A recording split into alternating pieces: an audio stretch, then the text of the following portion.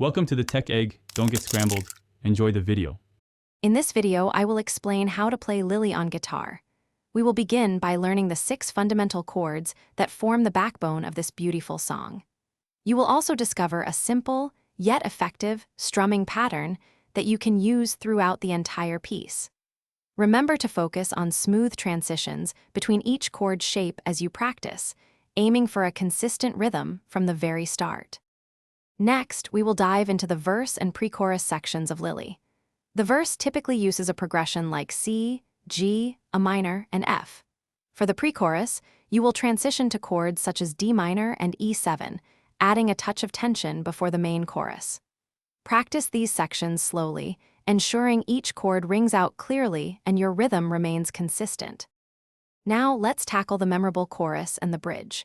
The chorus often features chords like C, G, A minor, and F, creating an uplifting feel. The bridge introduces a slightly different progression, perhaps using a minor, E7, F, and C, then a minor, D minor, and G.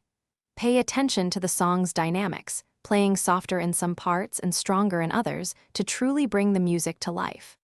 To truly master Lily, consistent practice is key. Try to dedicate at least 15 to 20 minutes each day to working through the song's sections. Playing along with the original recording can significantly improve your timing and feel. Remember, the goal is to enjoy the journey of learning and performing this beautiful piece on your guitar. Keep practicing, and you will sound fantastic. Thanks for watching. Consider subscribing if I helped unscramble your problems.